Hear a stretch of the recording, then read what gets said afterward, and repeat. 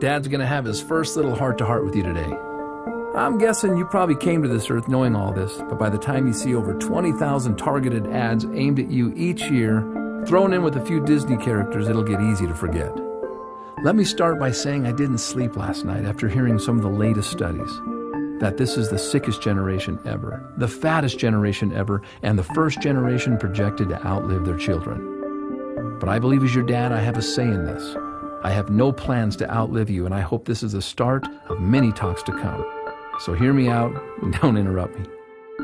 So the first thing is the difference between the pharmacy and the pharmacy. One is the third leading cause of death, while the other is the future in medicine. Nearly everything you'll hear about this so-called war on disease is about money. The billions of dollars are from prescriptions they call weapons of war. But let me tell you, son, be careful. It looks like friendly fire to me. But if you ever find yourself in an emergency room, I hear they're great. You were born into a generation that eats foodless foods and lifeless drinks. Your friends will think they're health nuts when it says 10% juice on their candy. Maybe this is why 3 out of 5 of your generation will get diabetes. When they think they're eating fruit, it's marketing. It's Fruit Loops and Apple Jacks and Crunch Berries. You need to know, son, that usually the inside of the grocery market is like a cemetery, a burial ground for synthetic, cooked, or processed foods. So people stroll up and down these foodless plots looking for the best packaging. We're a quick-fix generation focused on packaging and trends. But when it comes to your health, son, it's as timeless as the sky is blue. You want to see packaging? Who packaged this? Who made these bright colors? Now that's packaging. And it's through your innocence that you'll see the carrot looks like an eye, and we know that carrots are good for the eyes. Or the walnut. It's a little brain loaded with brain foods. And I'm amazed how the tomato looks just like the inside of a heart. You want to hear something kind of funny but sad?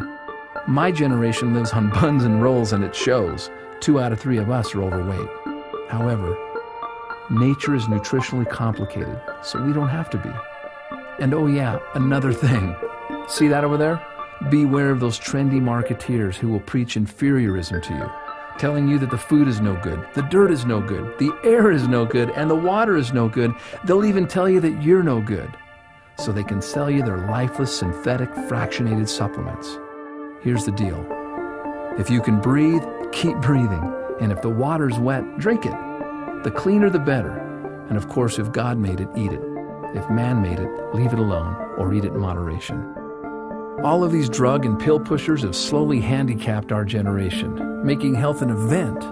But you need to know that health is a habit. It's not an event. It's the little things we do day after day that lead to wellness or disease. It's not a handful of supplements chased by a frothy, nasty green drink on a Saturday morning. That's not health.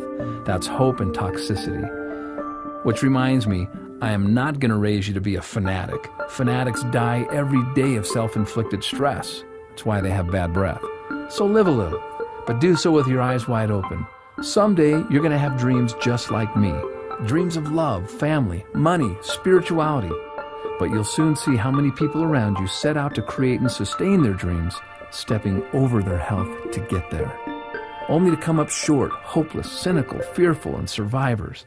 But now, they've had a heart attack, or diabetes, or strokes, or they struggle with obesity. But enough is enough, and the buck stops here. You and I are not floating down the stream. So why am I telling you this? Because you're going to outlive me. I'll be your example. I may need your care and assistance someday. And because, of course, I love and care for you.